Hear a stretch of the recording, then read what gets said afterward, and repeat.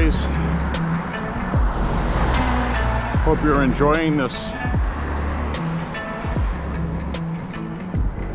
wonderful May 15th,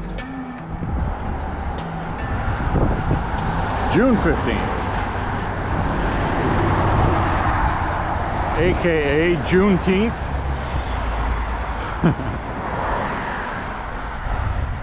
Which was this weekend. Father's Day also, I believe, Sunday. And my dad passed away a long time ago.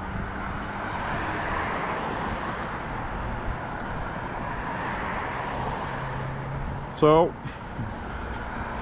going for my walk. I did not walk yesterday because I had a busy day yesterday. I also did groceries. I had some laundry to do. Got tied up with some other stuff. Then I was going to go out for my walk last night. Nice and warm, humid. And then we had thunderstorms.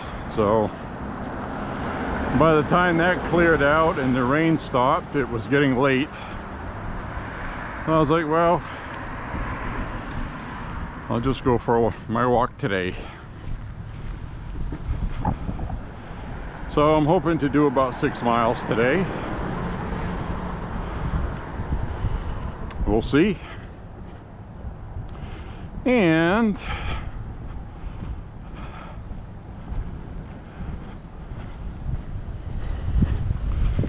just had a young man stop at the house a little while ago trying to hawk some solar panels.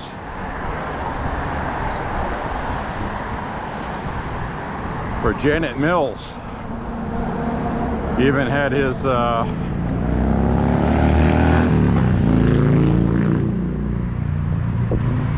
his talking point sheet, which he handed it to me and I was reading it, and there's a paragraph there highlighted and it mentioned Janet Mills and solar energy program, and so I told him I just wasn't interested. And I said it just like this, like, well, respectfully, you're not really interested in any of that.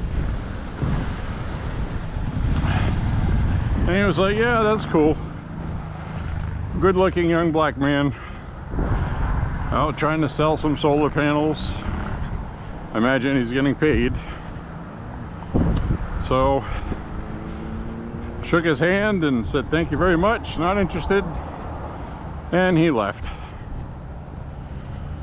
So he didn't pay no mind to the Trump flag that was flying there, so maybe he's a Trump supporter. I doubt it though. But anyways, got to be a good steward for the party, win people over. So I was cooking some meat and apparently he liked the smell of that because he said so.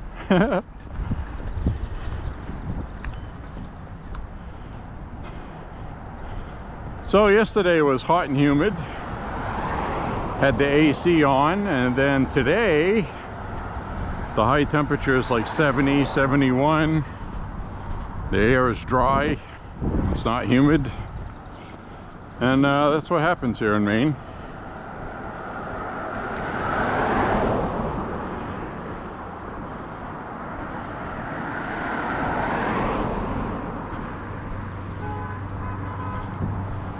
So the AC is off again until later this week. I believe Thursday, I think it's Thursday, we have a chance at some record highs for the state of Maine in June. 97 degrees.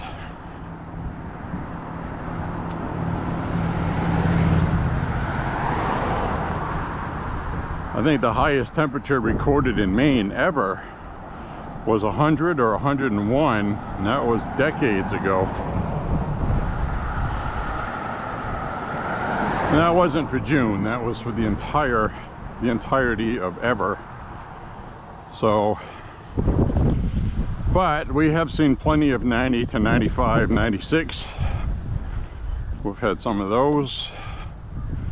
In fact, a couple days this week is going to be in the mid 90s, 97. Thursday has a chance for the record heat for this date in June. So they always have to mention it, like it would not be the record hottest temperature recorded in Maine, which is why I brought that up. But they need to be able to say there's record temperature of some sort to push their agenda, which is climate change. So there has to be a record something in there. So all you have to do is record setting temperatures for this date as a footnote. It's not really a record setting temperature. You get my drift? So they're already trying to pull that one. And it's still a few days away, and the weather people have not really been correct about very much in the past couple of years, especially.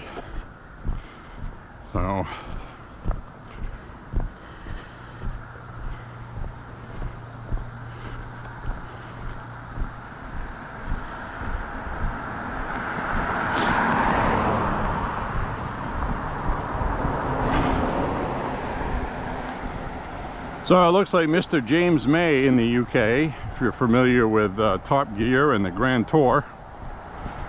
It's Pride Month this month. He made some commentary that has a lot of people upset.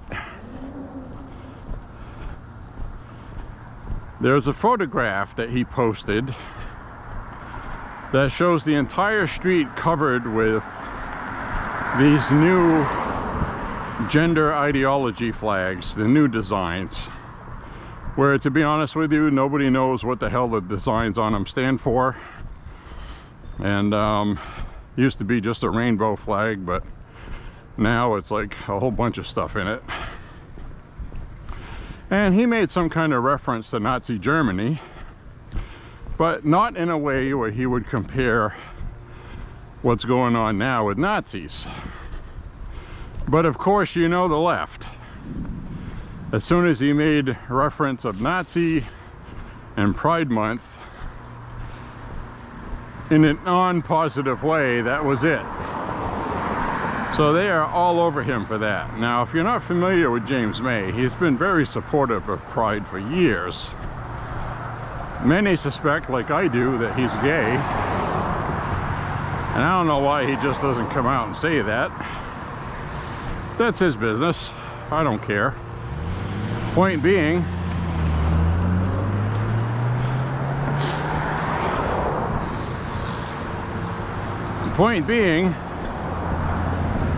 the photograph shows all these flags on poles and people in the street with these flags, and it looks just like a Nazi rally, like you used to see in the 1930s. And they are also fascistic in nature. And then that was the part of his tweet that bothered people, is that the similarities are disparaging between the two cults, as it were. And that's all he was saying. He was saying that what happened in Germany, they need to be careful not to let that happen again by putting stuff like this on display and disparaging people for not agreeing with them. So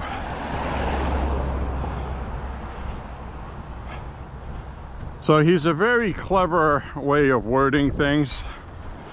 He didn't directly say that it was Nazism or fascism, but that's what he was saying.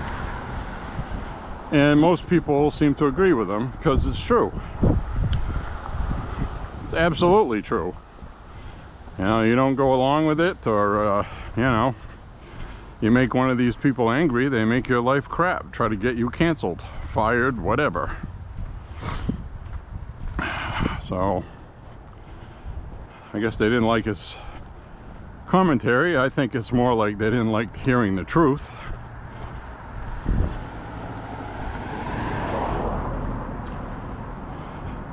What was interesting was seeing all the gay people coming to his defense, saying that they don't like what's going on now. They don't like this gender ideology stuff. They don't like all this, you know, guys saying they can be a girl just simply by saying it. You know, if your microwave claims to be a toaster, then, well, you have to call it a toaster. And I'm finding out from reading about this stuff that a lot of these gay people have kids that they want to keep away from these people too in schools. It's very interesting what's going on, and a lot of it is collapsing. Big huge conservative right-wing wins in Europe all across the board and all the EU elections. It's like a giant friggin' tsunami never seen before. And the people, I think, have had enough of this shoving tubes up the cow's rear end that collect their gases, climate change, booga booga fear-mongering, because people inherently know that it's ridiculous. So people finally found a spine about a great many things. I think you're going to see something similar in this country. I think a lot of the polling right now is bunk.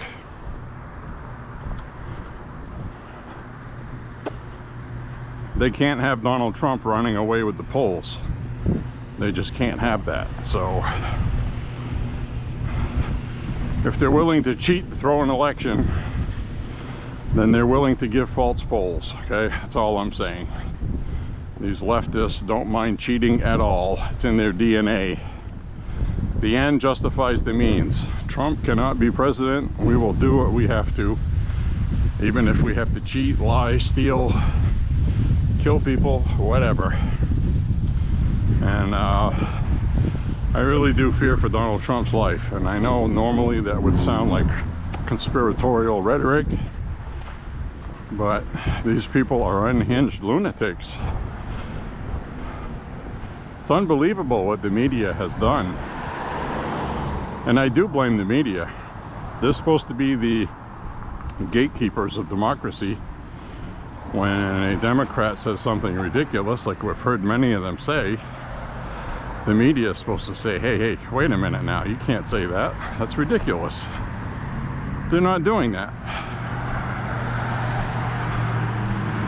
They're putting people like Nancy Pelosi on media shows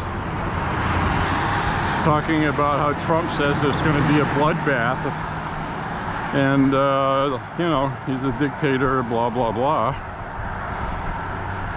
Stupid, insane stuff like that. And the average person hears that and it's comical. So they're not really helping themselves, they just look foolish doing it. They're talking to their own base, ones that are abandoning Joe Biden because he's incompetent. If you watched anything with that G7 trip he just took, man, he's getting worse. I don't think he's gonna make it.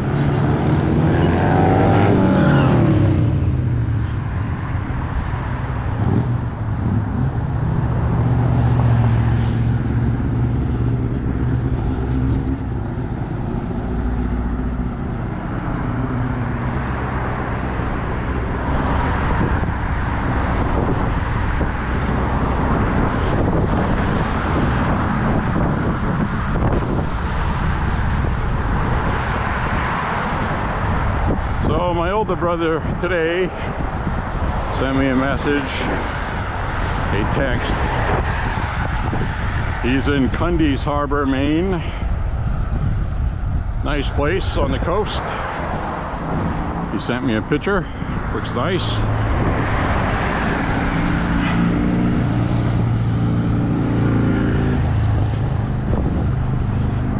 have one of the most irritating, annoying things to do.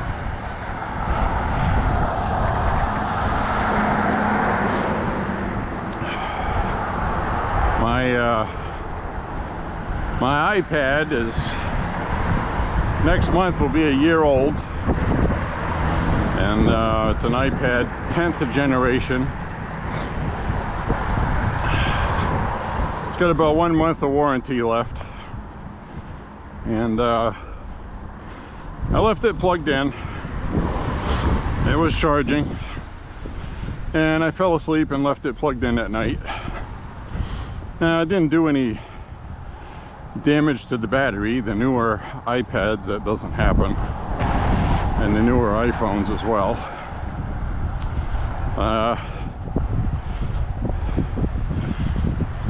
My Galaxy Samsung phone actually has a setting where I can flick it on and it will never charge past 85% to extend the battery life, because it uses fast charging for one thing, and you know, the battery lasts a couple days in it if you don't use it much. Charges very quickly. And the iPad, the newer ones have a better battery system, better battery. They don't take as long to charge and they last longer. But anyway, this really doesn't have anything to do with the battery. I'm just saying what I did is I plugged it in to charge, and then all of a sudden the magnetic switch that's inside, like when you close the cover of your case, and the magnet turns the screen off. Well, that stopped working. So when you close the lid, it doesn't turn the screen off. You have to push the power button to turn the screen off, or let it sit there till whatever you time that you set it for it to turn off, it finally turns off. But the thing was, is when you push and hold the power button, you'll get the slider on the screen to restart your iPad. Well, that wasn't working either. I push the power button down and the screen turns off, but if I hold the button down, it doesn't want to reboot. So that's not supposed to do that. And all of that started happening when I left it plugged in, charged while I was sleeping. Now I got another iPad that's screwed up. When I plugged it in, I left it charging overnight.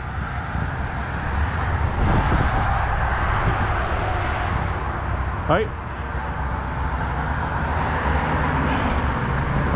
So that's 2 times that I leave an Apple product plugged in overnight to charge, and it screws it up.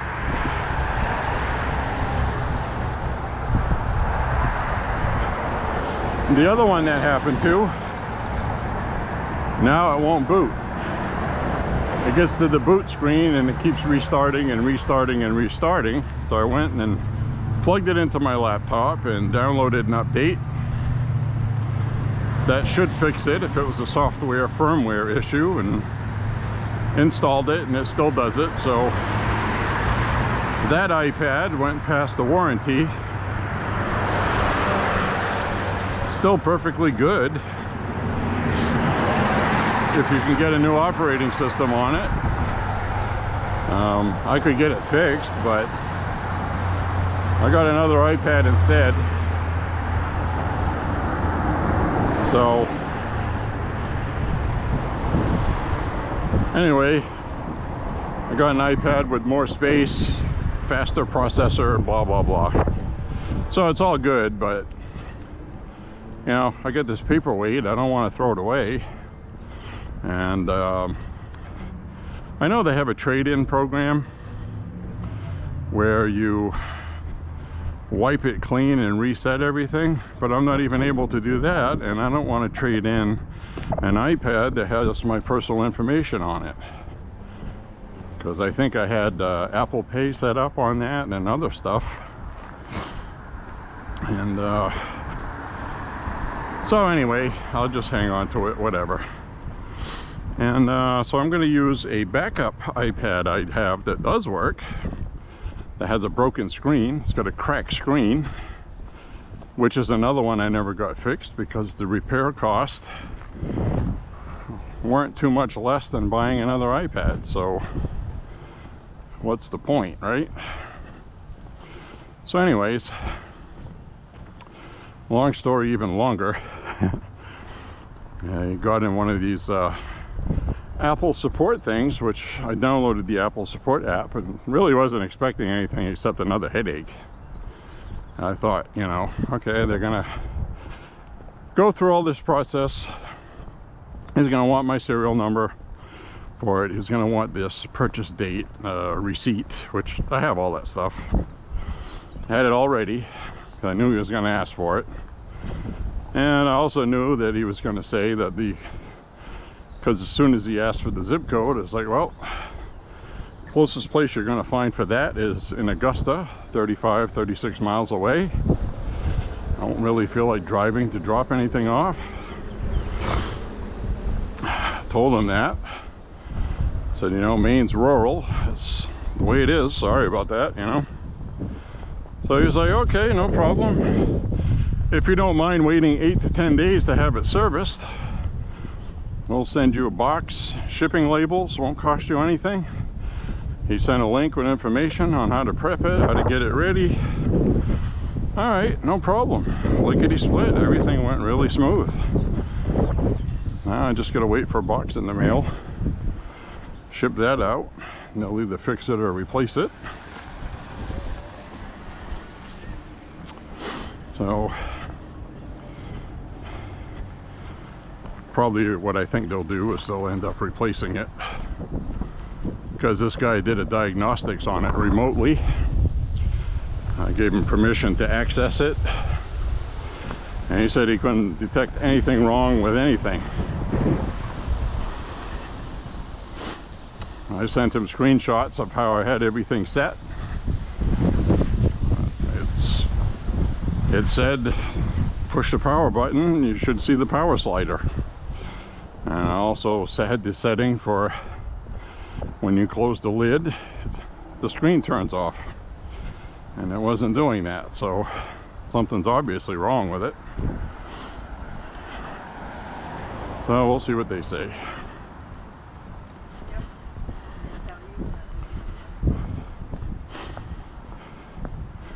I mean, it's in mint condition. It's got a protective screen on it, and I keep it in a protective case. So it's in mint condition. So I don't know what happened.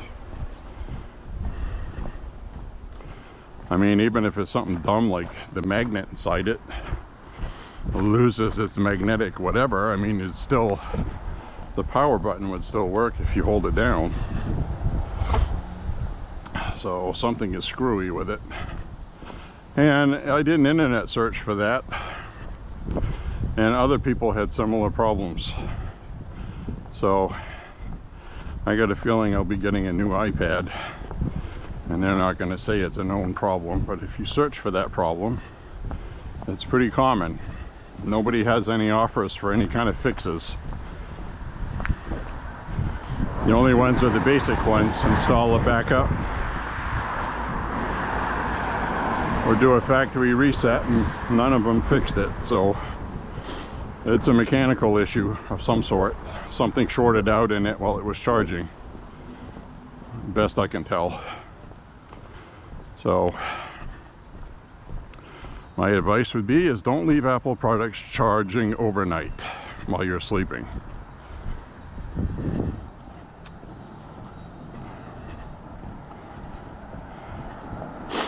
Anyways, with that being said, it's really not a hassle because I got it back up. I have everything backed up in the cloud. So if I get a new iPad, I can just reinstall everything from my old one, all the apps, and it'll probably give me the same problem again.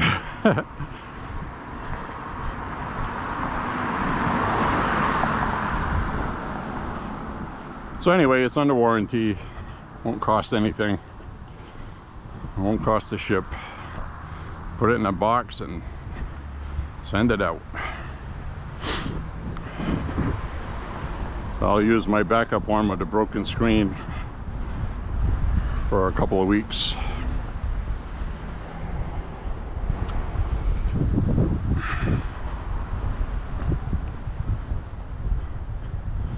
It is a beautiful day today, as you can see.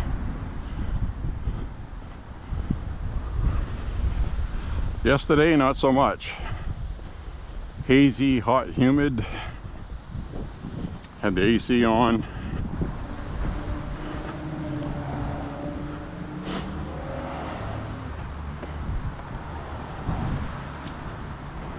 Now my younger brother today is in North Carolina still.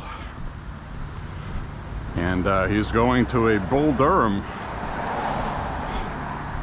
The Durham Bulls baseball minor league team. Made famous by the movie, the Durham Bulls.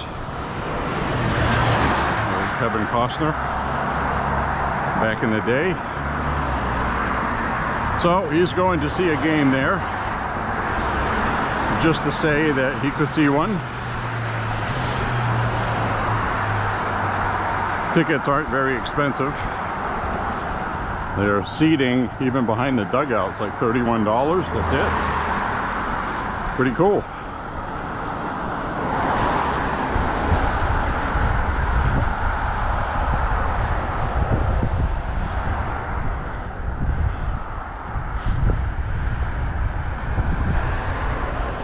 So, told him to keep an eye on the line drive foul balls. But he knows that anyway. We've been to so many ball games. We've played a lot of baseball too.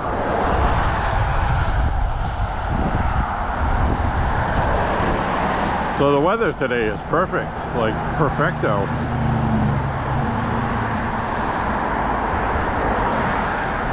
And in North Carolina, they got mid-90s today. And it's humid, so I hope he stays cool.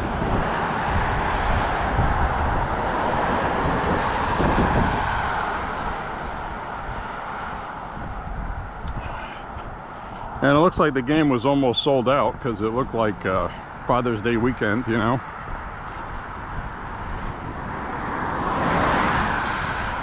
Good day to go to a ball game.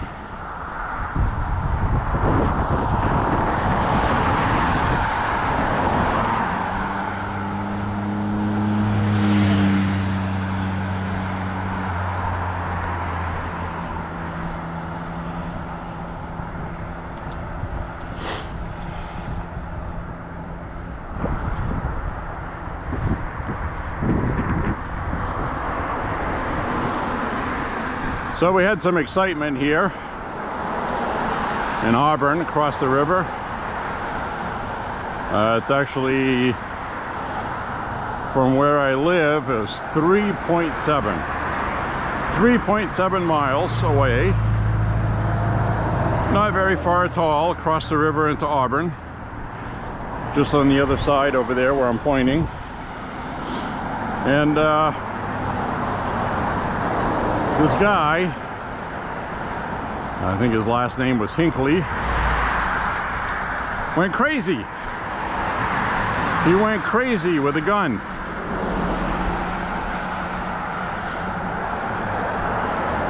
Some girl that lives there on that street, it was on Russell Avenue, which is just off Court Street in Auburn, kind of a side street.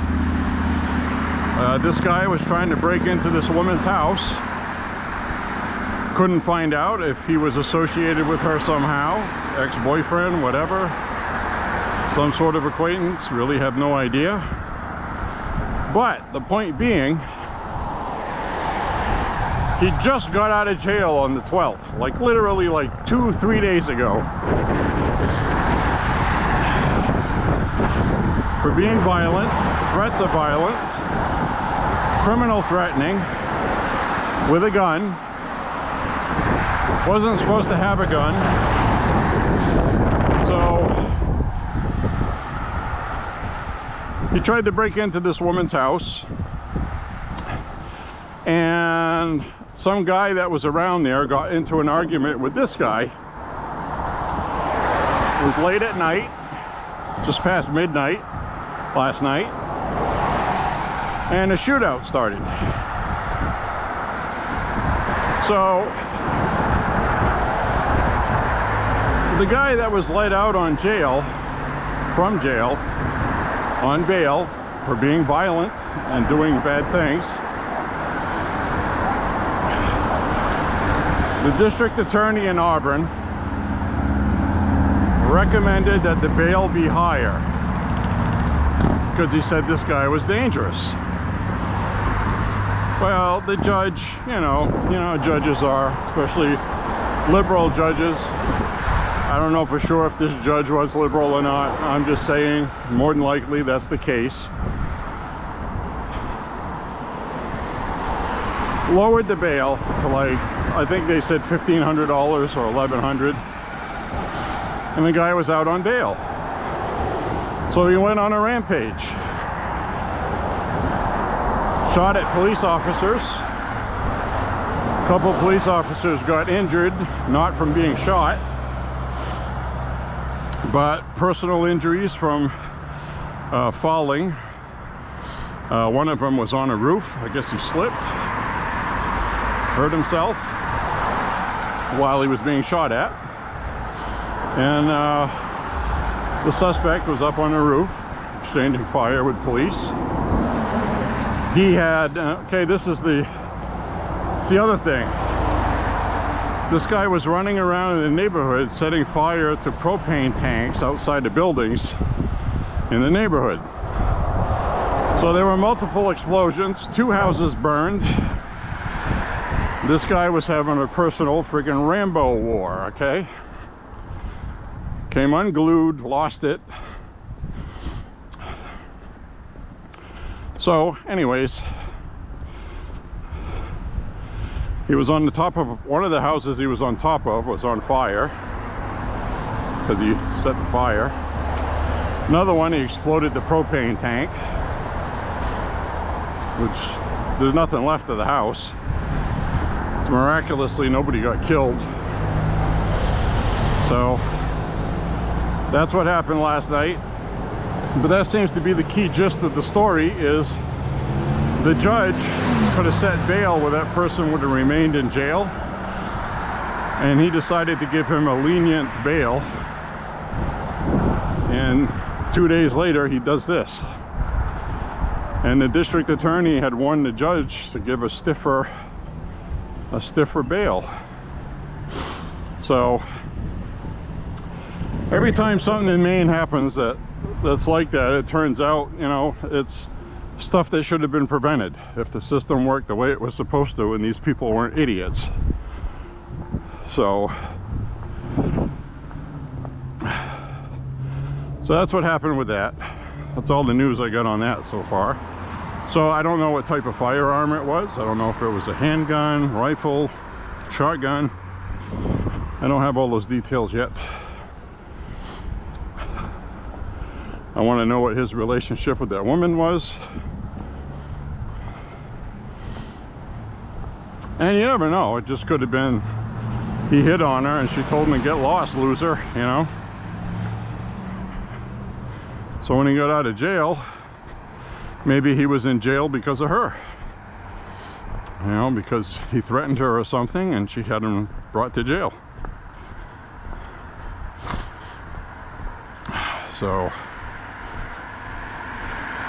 I don't have all the details, but I'm assuming there's going to be some kind of protection from abuse thing that he violated or something. But Maine law is very they have a point in it where the judge in the restraining order can declare that this person loses their firearms until after their court date, yada yada yada. So I would assume that would have been in play with this. I don't know where he got a firearm, but you know, it's one of those things where all the legislation that they could want to pass, there's nothing that can protect anybody from what happened. That's the point I'm making. It's all useless bullshit.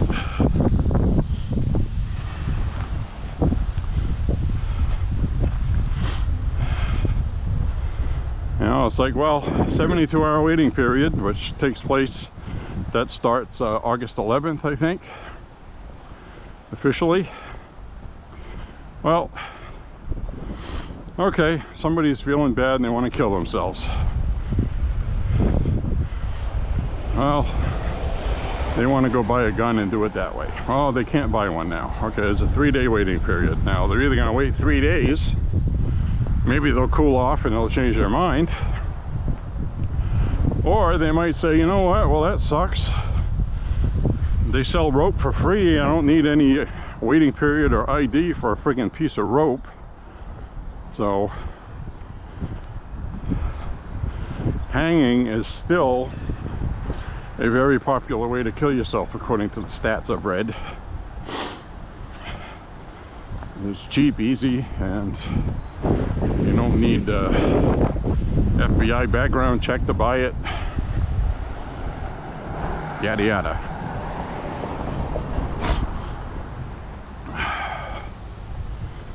So these people are crazy.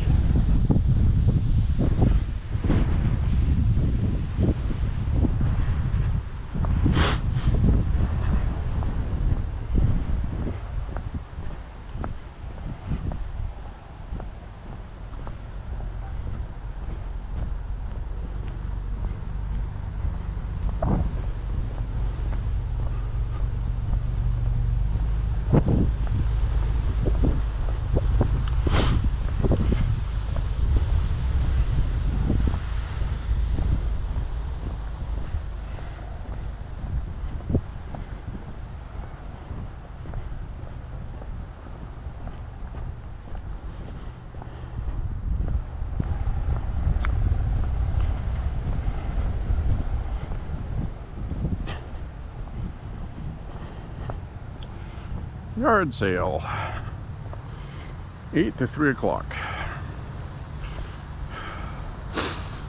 Free stuff. I see stuff in there that might be good to shoot. A couple of plates.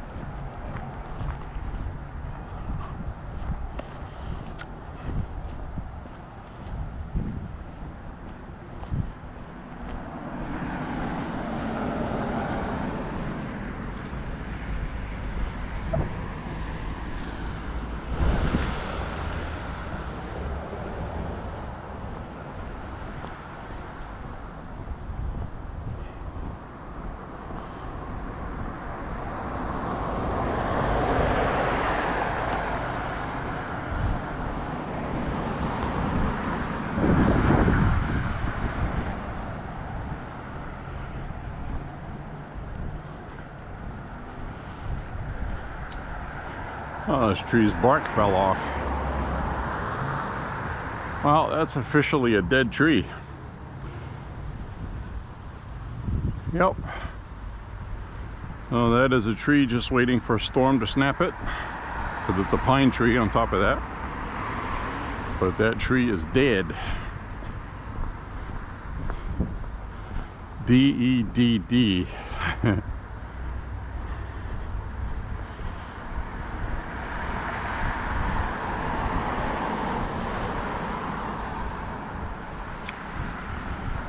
So anyway, I had to, with that iPad I got to return, I had to back up everything on the cloud.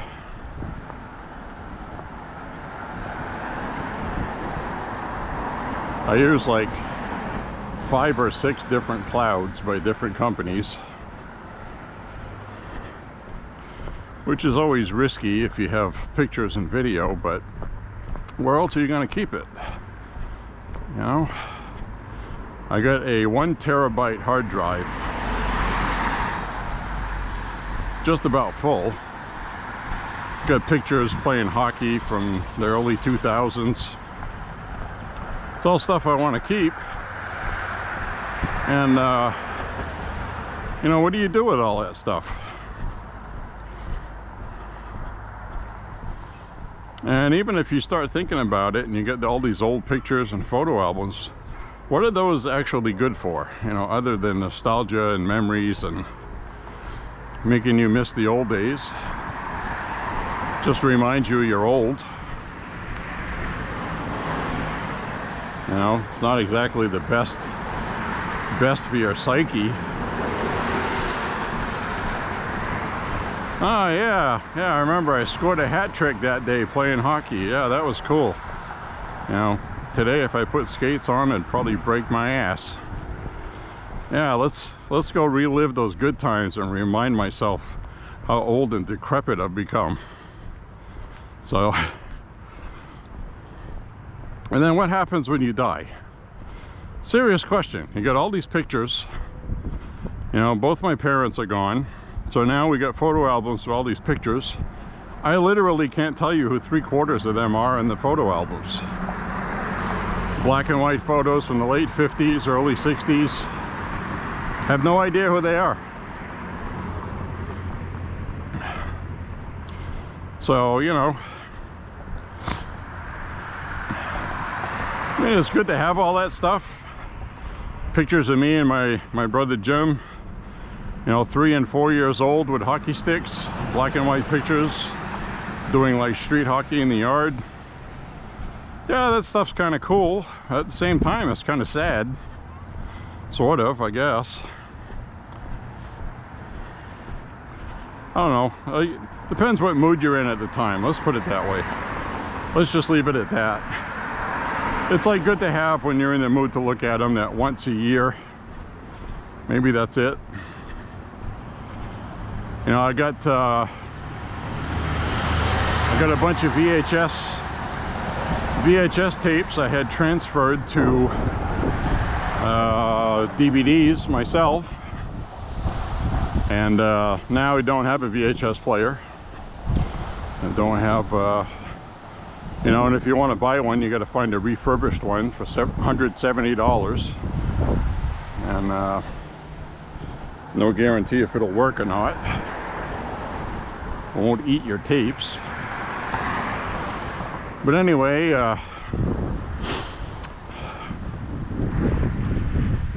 so I don't think I have watched those discs in years, because I already know what's on them. So it's like, you know, it would be nice to watch it, to see my grandmother who passed away. I think it was her 88th birthday. Had a video recorder. I recorded that. She died in her 90s. So,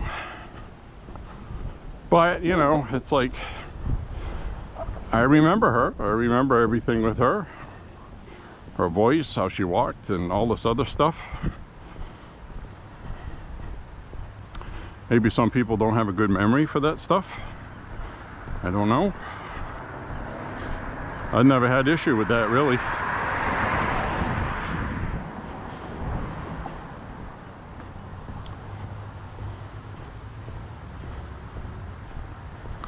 So anyways,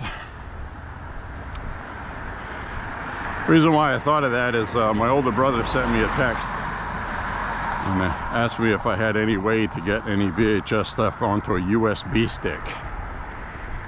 Well, no, because for one thing, you would have to do that digitally, And even with analog, you're really not going to find anything analog that's been made that you can just use a USB stick with it.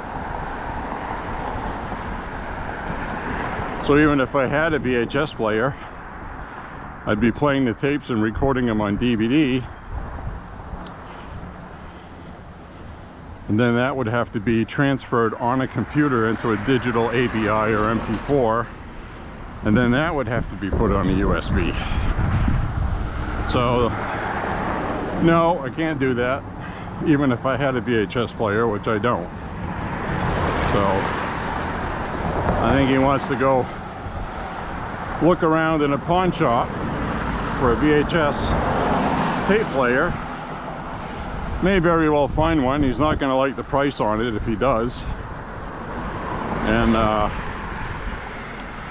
so, because he's trying to avoid getting paying somebody to do it that does that, which will probably be about the same price as buying a VHS player. So my advice to him would be just to pay somebody to do it. It's for Mona, who passed away, and we're gonna have that celebration of life thing coming up, and they want to do a video presentation with VHS footage of her, which is fine. Wish I could help, but I literally don't have anything I could use for any of that.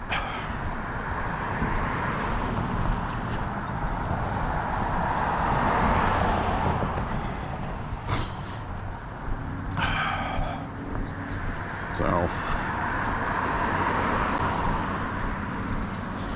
anyways, yeah, I gotta do this too. I gotta mow the lawn soon as well.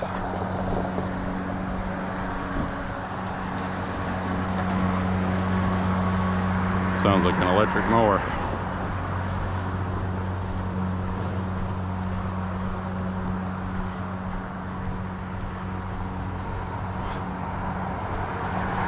Probably why it's green.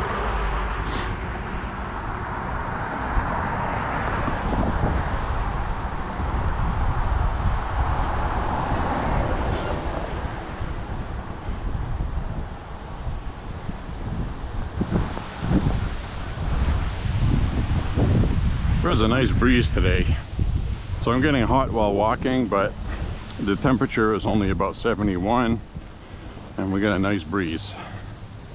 Well, it's very nice.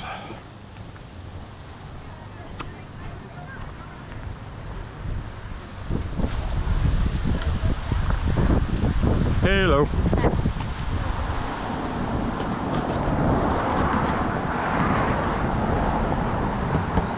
Kids out playing soccer today.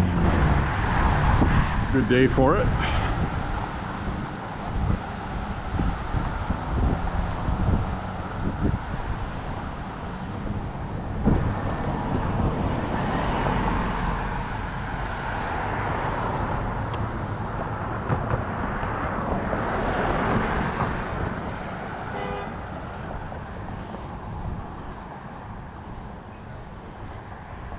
Some people came back from the beach. I assume that because they're wearing bikinis.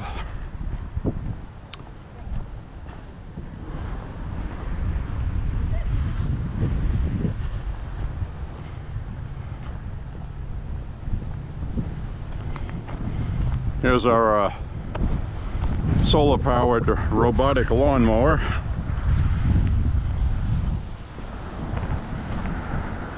With the googly eyes on it. It's going around in circles. It's lost its mind.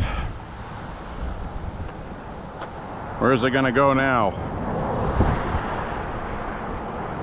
It's going around in circles. It's lost an eyeball.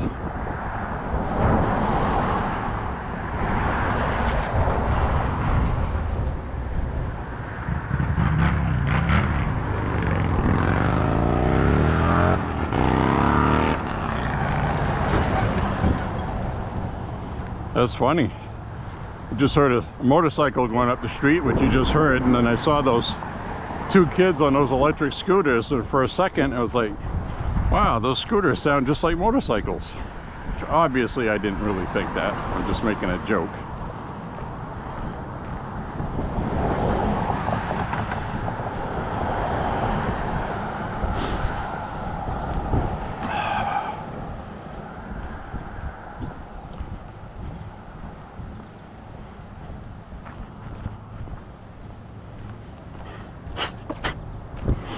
Watched a weird movie. I think I had seen it years and years ago with my dad. I'm pretty sure I did, as a rental. Definitely a B movie. Was made in mid-80s, and it was called The Annihilators. And it's about these Vietnam vets. That's when a lot of these people had Vietnam vets. They were in Nam, man. They were in Nam. So that was very popular in the movies in the 80s. Because it was like 20 years out. 15 years out from, technically 10 years out from the end of the Vietnam War officially. But a lot of the action was in the late 70s, late 60s, 1970, 71. So in 1985, somewhere around 15 years or less, the war had been over. But very popular with the action movies. A lot of them had the same theme, where somebody that was in Vietnam was either being unjustly treated because they were in Vietnam, or they were vigilantes. They came back from Nam and something in their neighborhood wasn't right, so they were going after these gangs and criminals to save the neighborhood. Well, that's what this was. The Annihilator was one of those movies. The Annihilators.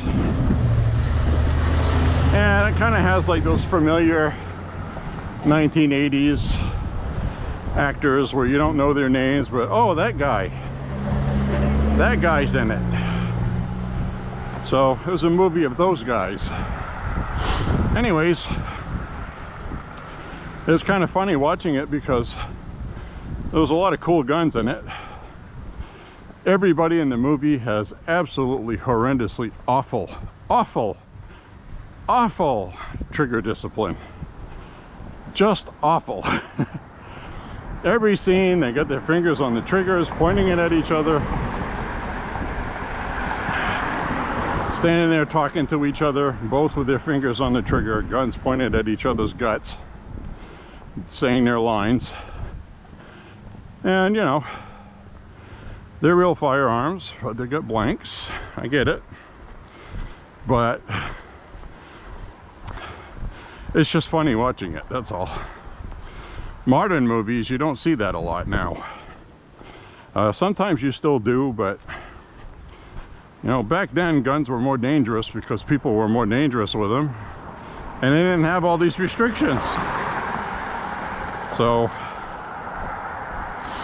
anyway, the other thing that was funny is the shooting scenes were all like over exaggerated, where they would pop out behind something and get in a really cool looking shooting stance and shoot their 1911 pistol. Not hiding behind anything. That'd be easy targets. And then these people are out in the street. This guy shoots with an Uzi, and all you see is the bullets ricocheting off the pavement. They're right there. I mean, it's like impossible not to hit them. So there was more about getting the visual of the bullets hitting the street for an action movie than actually hitting somebody with them. So it was pretty funny. Then there's one scene where they're hiding behind a car, and guy opens fire with a machine gun, and all you see is these little sparks going off on the hood of the car. There's no dents to the paint, there's no bullet holes, there's nothing. There's just like these little sparks. It's like the funniest thing. So it was entertaining. It was a cool movie. I enjoyed it. Didn't particularly have stellar acting or anything and stellar special effects, but there was no CGI, and it was actually just people had an idea for a movie and made it.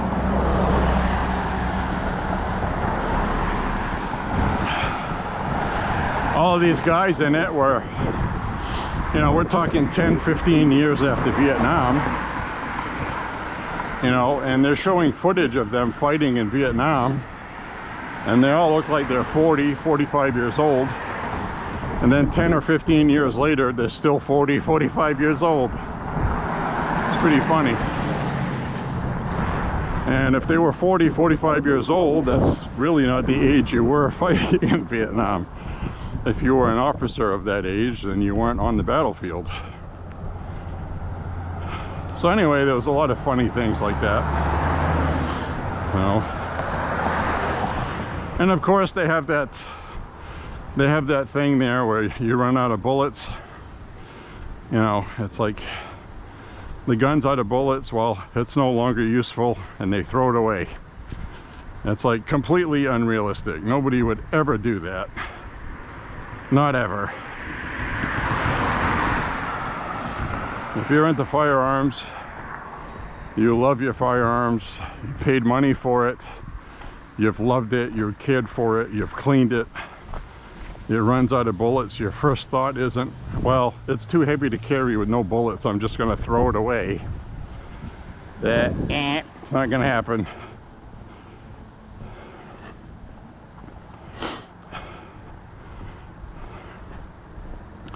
Then another one I saw recently was this old Western from 1945. Old El Paso something or other. And I was watching that on YouTube. I like some of those old Westerns because there's a lot of cool firearms in them. It really is.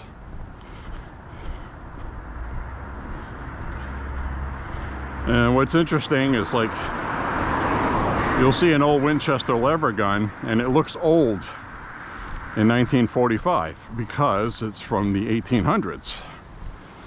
The gun is literally 60 years old in 1940. So it's very, very interesting to watch that. So you got all these really cool aged, old looking Winchesters that look just like the 1950s Winchester that we have at the house, lever gun. Or my mid-70s Marlin. So it's pretty cool. Anyway, I'm watching this movie, and these guys that were robbing this place, they thought this guy was dead, and he wasn't. So he grabs a gun laying on the floor, and he's going to shoot the robber before he dies. So he picks up the gun and he shoots the guy. But what's funny about it is it wasn't a double action pistol. It's a single action, and it wasn't cocked. He just picked it up and shot it. So he picked it up and pointed it to shoot at somebody, and then you heard the gunshot when you didn't see the gun. So it's almost like post-production. You know what, if we edit this right here, it'll look like he shot him. Let's do that instead. So they might have done like a script change or whatever the reason was, but you know, that gun was not going to fire like that. I thought that was pretty funny.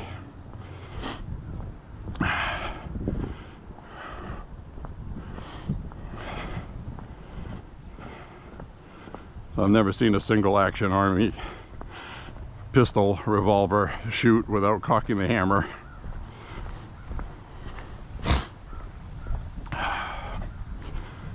Anyways, sometimes you see some old shotguns in these.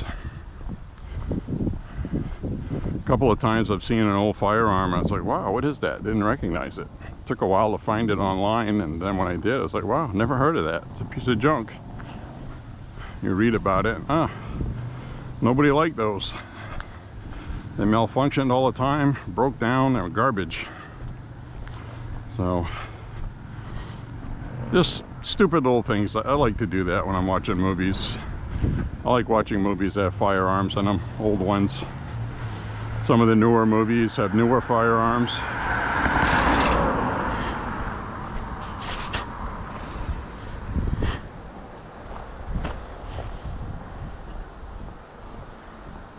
It's all good.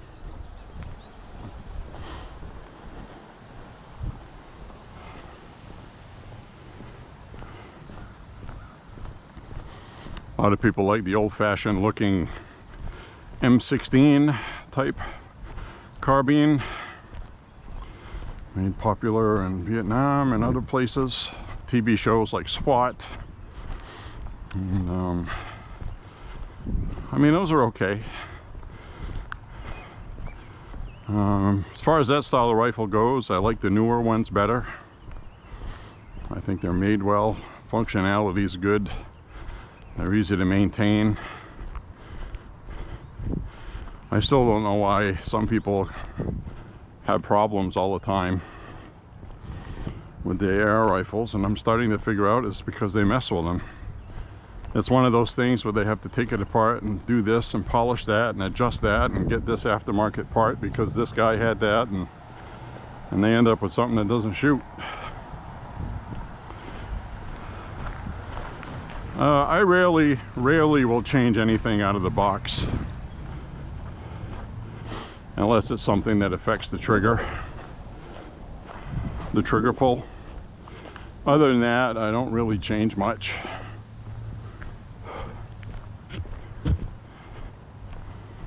You might want to have a different sort of optic on there, so you need a specific thing. But you know, in a lot of these AR rifles, the gas block is adjustable, and they just simply don't know what they're doing. They'll adjust the gas block to be a certain way because they read something online, and they didn't change something else that you need to change to do that.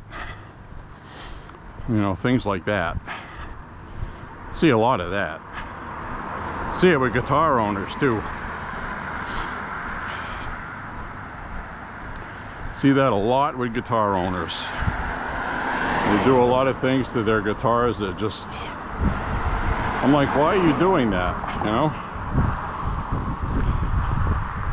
You know, they have a string gauge like 8 through 36. That's like freaking slink like spaghetti, you know. There's not very stiff at all. And then they got to do the wraparound tailpiece because they saw a picture of a 1959 Les Paul where they did the wraparound on the stop bar tailpiece without thinking that the reason why they did that is they're using 11 through 52 or 12 through 56 or some big gauge, and you can't really adjust the stop bar tailpiece enough to make the string slack enough to make it easy to bend the string when you're playing. So by going over the top of the tailpiece, it's like raising the tailpiece, so it makes the tension less when you're playing. So my point is they see that and, oh, that's cool, I'm gonna do that because Joe Bonamassa does that. Well, Joe Bonamassa plays 11s or 12s live. Stevie Ray Vaughan used to do that with a Strat, which just is mind-blowing to me because there's not really much adjustable on a Strat for a string tension. A Stratocaster guitar invented in the 50s.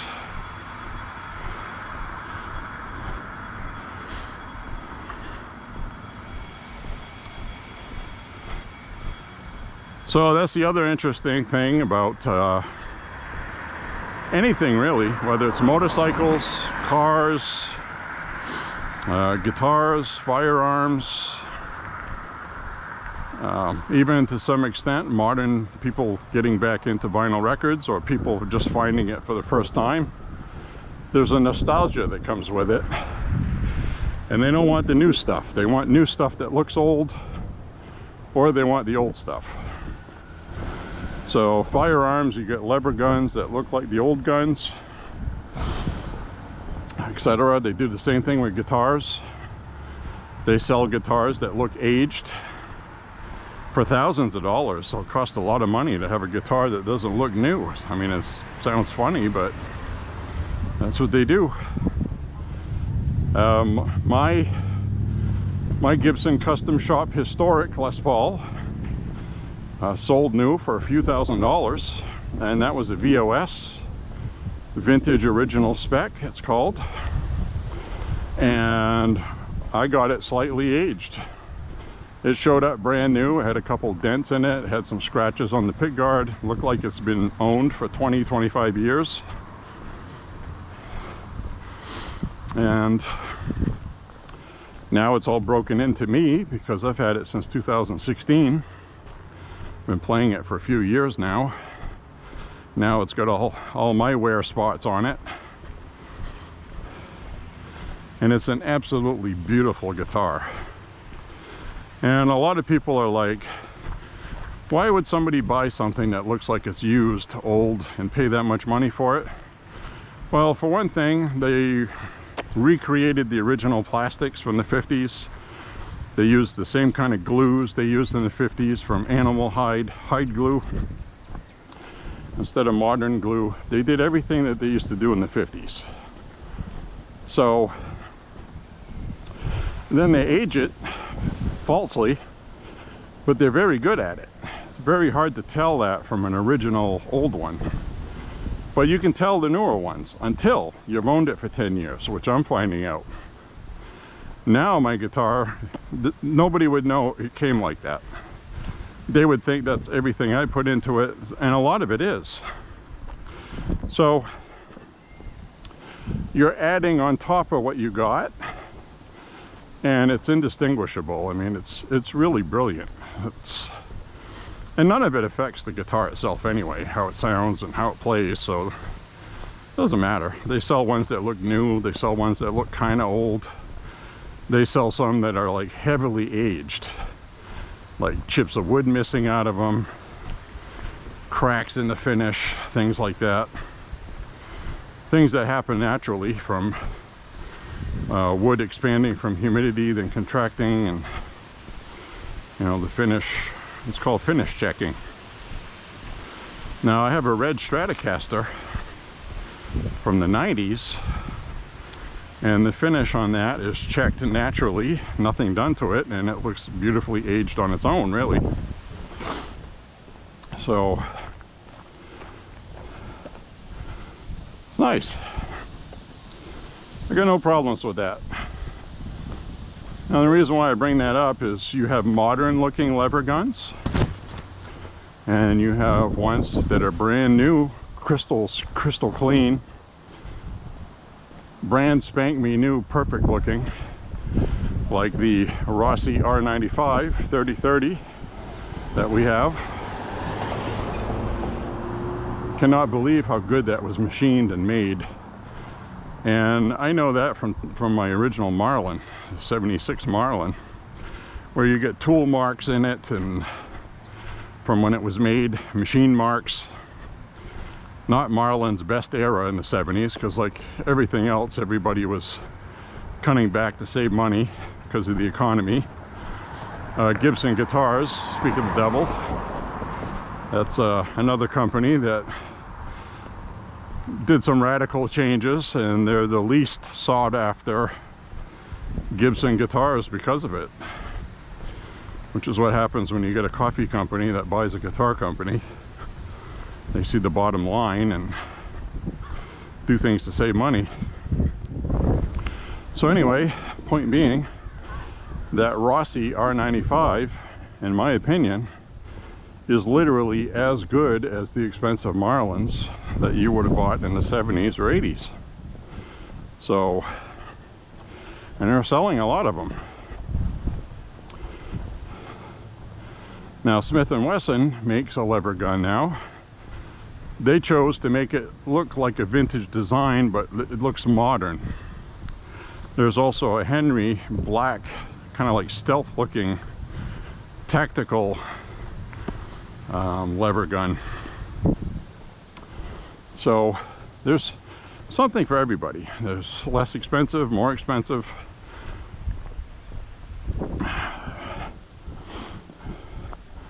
And it's all good. It's all good.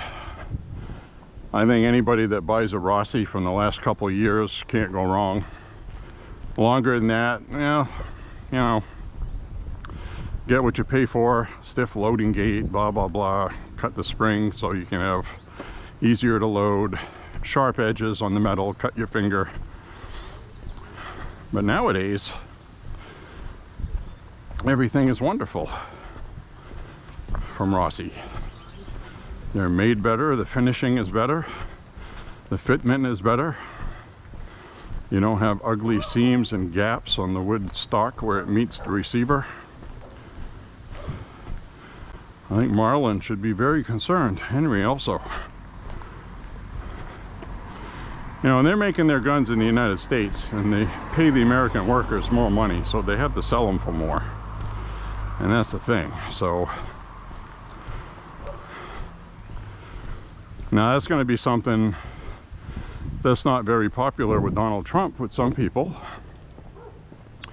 Well, you're going to say, well, how does Trump relate to firearms? Well, he's pro-gun and pro-2A, but he's also pro-America first.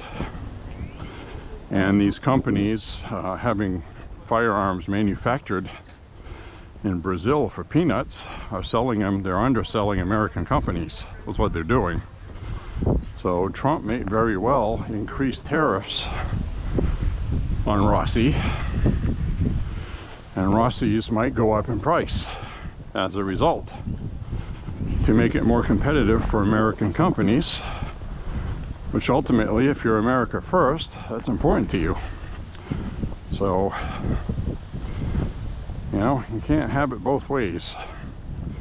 That's what we did in the 80s when Japan was killing us. You know, they went on a Buy American campaign and it worked.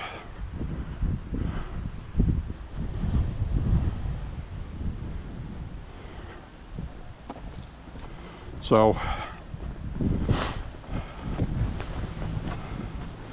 that's my 2 cents about that.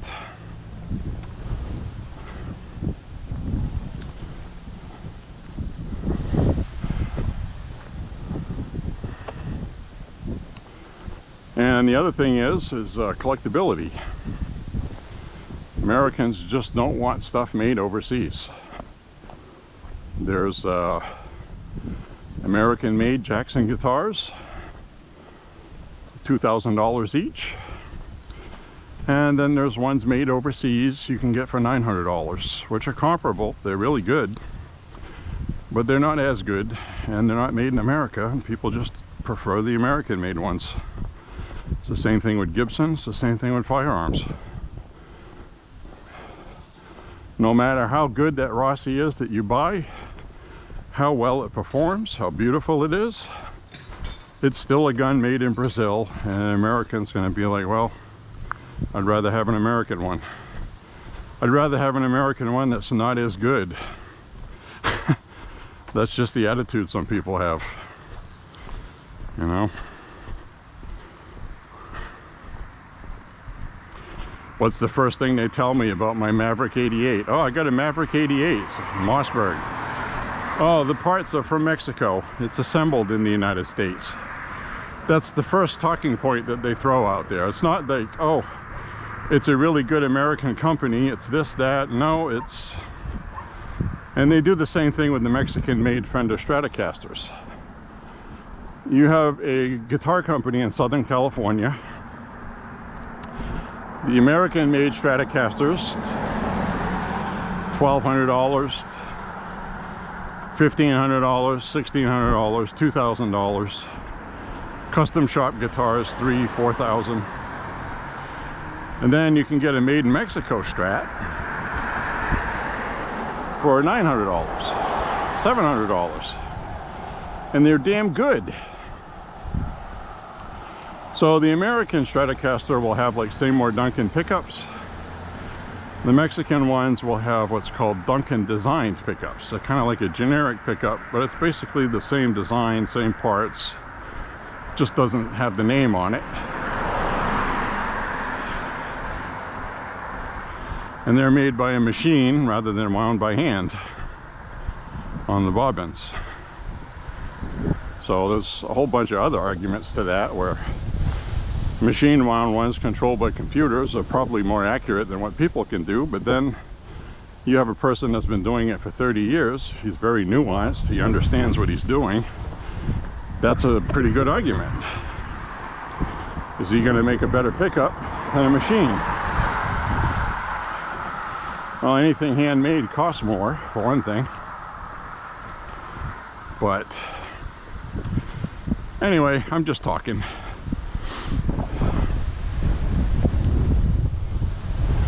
That Rossi R95 is one of the best rifles I have ever shot, ever. It's perfect. It's the best. I mean, the only thing that's not as good is the bluing on it. That's it. And that was a cost-cutting, but it's still like cold blued, or what do they call it? Carbon. It's got a name.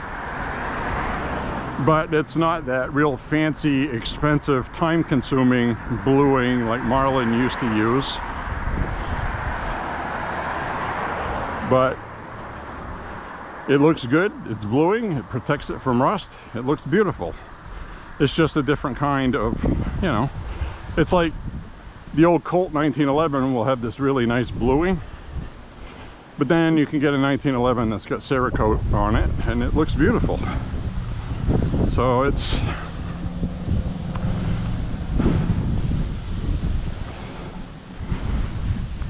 and if anybody complains about that Rossi, it's going to be the finishing. Well, I want the bluing you see on the $2,000 rifle.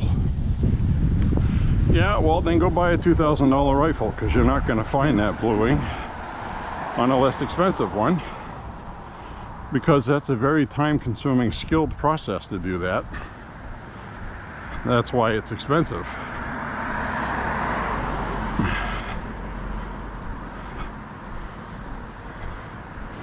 It's something they have to do repetitively, is why I say that. They don't do it all at one time. And anything that's in production, if you have to do things, re-prep it, do it again, for it to come out perfect the old school way, it's like the new Marlins, you know, micro groove rifling. Well, they're still doing that, but now it's done with computers. Back in the day, it took several passes on each barrel, and then they all had to be checked. They had to be done perfectly, or else you had accuracy issues. Now the machines just churn them out, and they're just as good as the old ones. So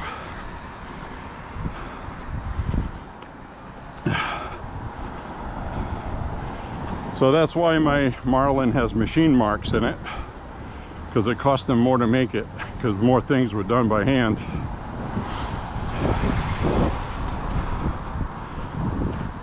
Today you can get a less expensive rifle made better than the 70s ones, because computer controlled and there's less people doing things by hand, which is fine if it's done properly. Fine rifle.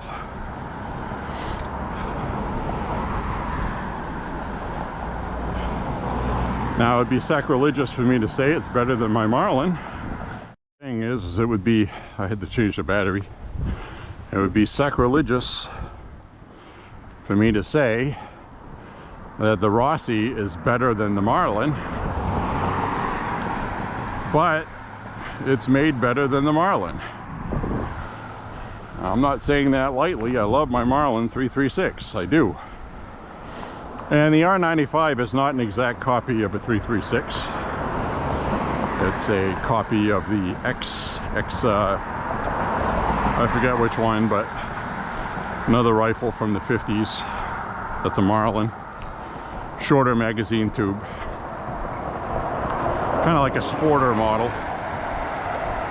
But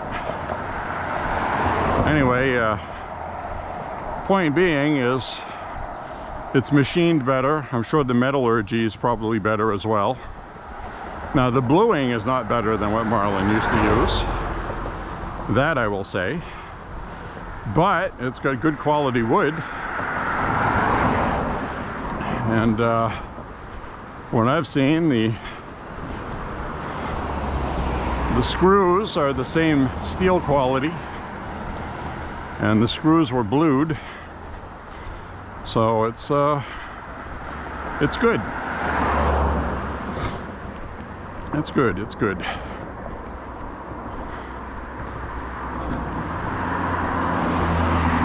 Little things like the front sight on mine is a brass bead, and it's not on the Rossi.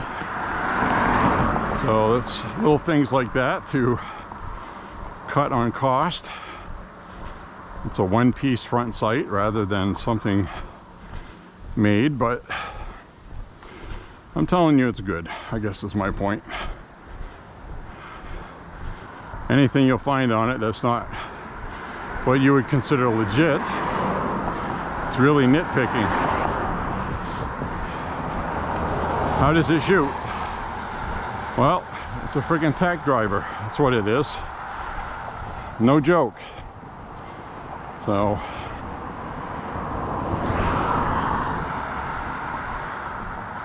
good stuff.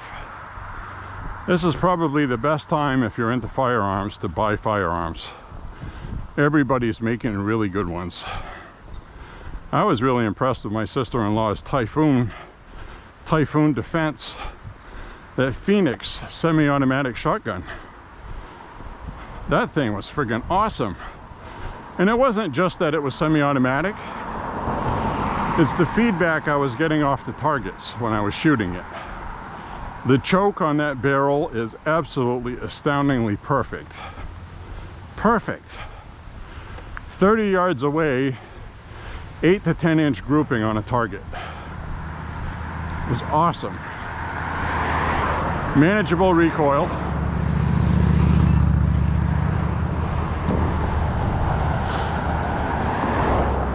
Good butt pad on it. Very comfortable to hold. The length of pull was perfect. I didn't measure it, but I'm guessing it's 12.5 to 12.75 somewhere. Very good tactical shotgun. Balanced. The weight of it loaded was balanced perfectly. Perfectly. Very, very excellent shotgun. Now it's a clone of a Benelli. So I've never shot the Benelli that this is a clone of, but the Benelli one's about $1,000, and I bet you that's a really nice shotgun. But this shotgun, if you shoot stuff around 1,300 feet per second or better, it says in the manual that's what it was designed for. So that's the other thing with YouTube. You get a lot of videos of people shooting something. They'll make a video with one of these, and you know, they get a jam. They get a jam, a malfunction, a jam. And I'm tired of people calling them jams too. It's not a friggin' jam.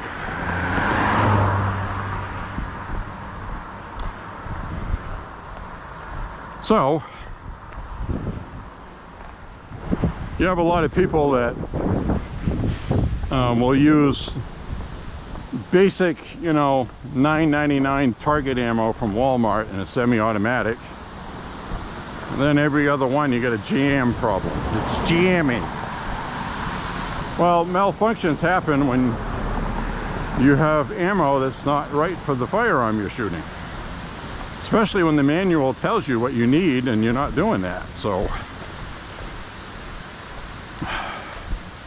it's like my GSG 1911 specifically says in the manual that to use ammo that's 1,300 feet per second or more, or else it won't function properly. And if you use less than that, it doesn't function properly.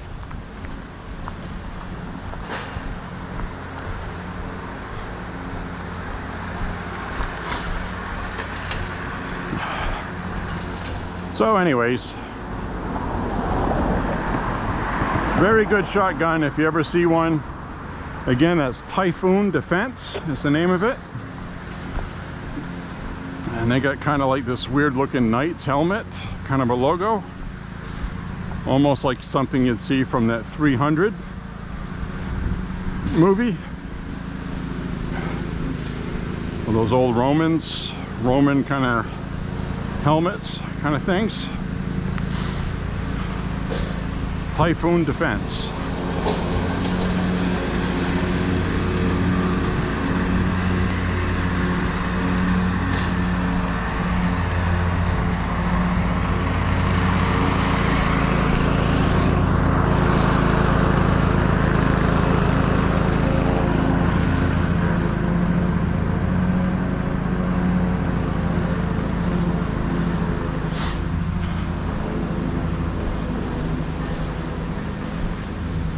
because the way they had the logos on the shotgun, it looked like the brand of the shotgun was Phoenix, like Phoenix Arms or something, and the shotgun was called a Typhoon, but it's actually Typhoon Defense, and the name of the shotgun was a Phoenix.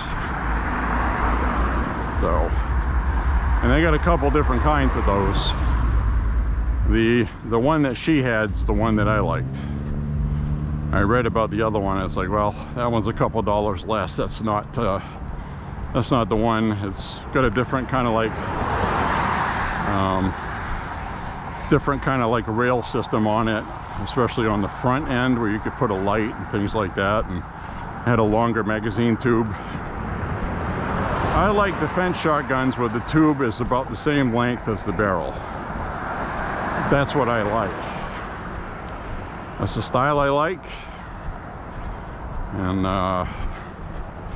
you know, because more is better. More is more. More ammo is more ammo. So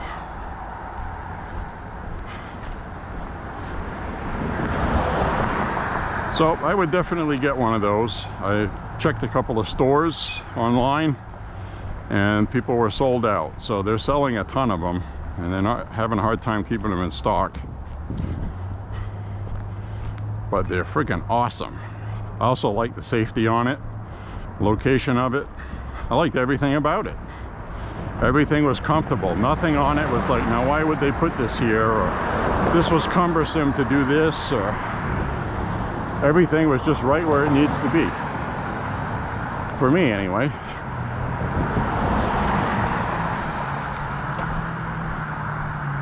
I was just really impressed with the feedback from shooting it. I really enjoyed that. And I shoot a lot of shotguns, pumps, and this just felt like another level of comfort shooting, for one thing. And the feedback getting from the targets was just top notch. It was just perfect. And I got that on my video. I made a short little 1.5 to 2 minute video of that shotgun on my channel and shooting with it, and you'll see what I mean. It's really very easy to get right on target quickly without really looking or trying. Balanced. That would probably be my go-to shotgun for self-defense, but then again, semi-automatic, if you have a mechanical problem when you don't need it to have one, that can be an issue. That's something you'll rarely have with a pump shotgun. Those things will just always run. Even if they get stuck or whatever, you can do something to fix it on the spot. Oh, what the hell's going on here with these hats?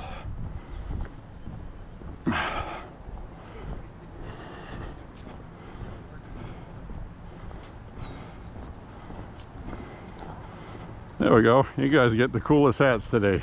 Yeah.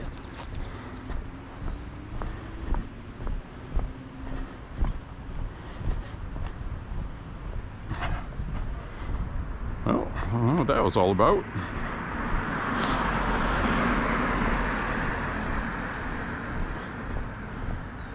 Makes me wonder if they're working around here somewhere and that's their uniform. So I can't think of any other reason why they would be dressed like that. Both the same shorts, same kind of shirts. They had their shirts off, bundled in their hands, but they were the same kind of shirts and same hats. So I don't recall any businesses around here that had people working there dressed like that.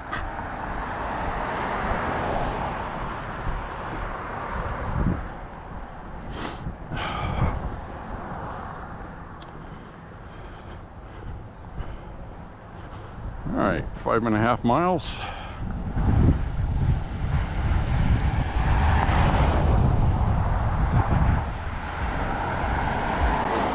Five and a half miles. I'll be signing off up ahead here somewhere. Hope you're having a beautiful weekend this weekend. think Father's Day is this weekend. Pretty sure.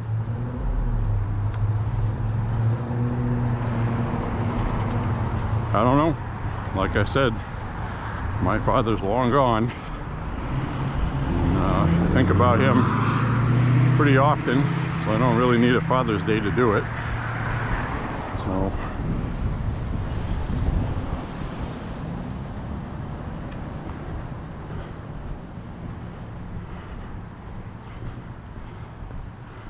whew. I'll go back and have a Dr. Pepper Zero. Those things are really good, sugar-free. And Dr. Pepper Zero does not taste like Diet Dr. Pepper. It tastes better. I also like the Coca-Cola Zero. Pepsi Zero is also good. A lot of people that drink diet soda and they don't like the aftertaste or that taste of diet soda. Well, the Zero doesn't taste like that.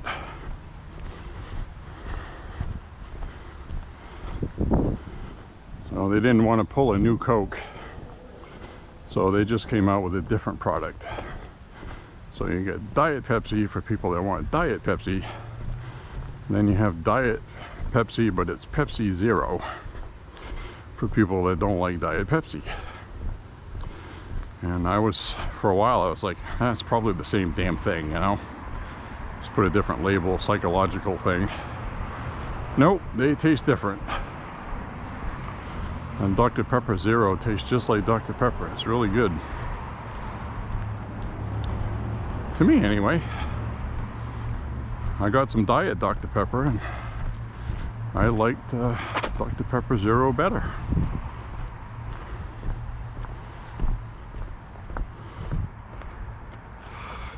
So, well, about time to wrap up this walk. Hope you enjoyed it. Didn't break any new ground or anything.